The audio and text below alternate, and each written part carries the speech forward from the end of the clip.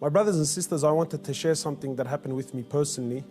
Not too long ago, I went to visit a friend of mine whose mother was dying of cancer.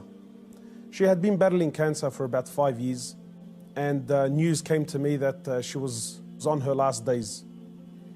So I went to visit the brother, and as I sat down with him, he was explaining to me that his mother is going through that state of sakarat al-maut, conscious and unconscious, and that the cancer was really starting to spread all over.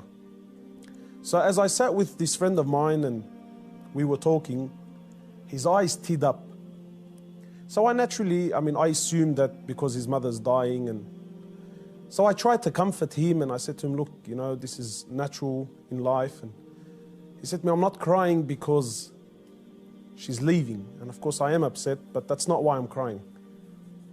I said, then why are you upset? He said, I'm upset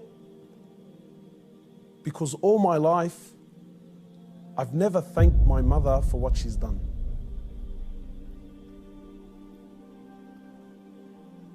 And honestly, I can't explain what happened to me when he said these words, He said, all my life, I've never once in my life said thank you to my mum. He said, and now that she's sitting in the next room and she's alive, but she's conscious and unconscious, and even if I spoke to her, she's not going to be able to understand or comprehend the words that I'm saying. And wallahi, my brothers and sisters, this really affected me.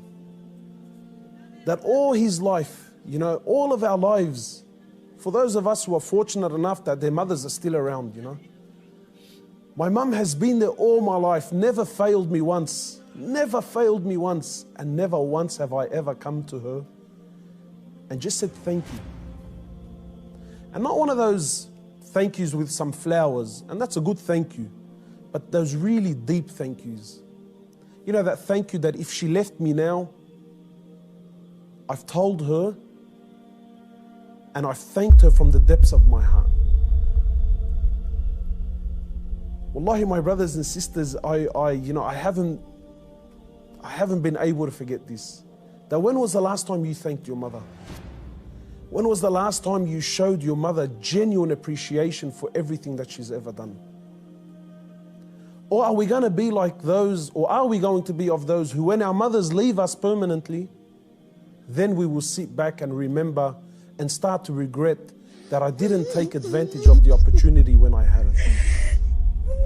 My brothers, in many places around the world, they celebrate this thing called Mother's Day. And it breaks my heart because in Islam, in truth, Mother's Day is every day. We don't single out one day of the year to say, oh, Mum, look, I remembered you today.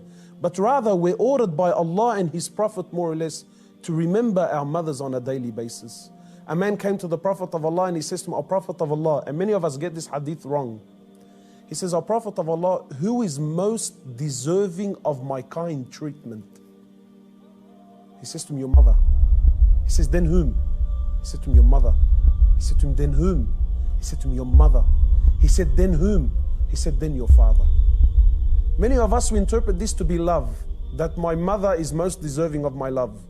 No, the person that is most deserving of your kind treatment, of your money, of your health, of everything that you possess, the person that is most deserving of this more than anyone, above all, is your mother, then your mother, then your mother, and then your father. My brothers and sisters, in short, many of us, we still have our mothers. Wallahi, do not be of the losers who wait until our mothers leave us permanently, only then to wish and to regret and say, I wish I can go back and thank my mother. If your mother is still around, run. By Allah, run to her and thank her for everything that she's done. We ask Allah subhanahu wa ta'ala to make us of those who have the best relationship with their mothers, and we ask Allah subhanahu wa ta'ala to give them Jannah.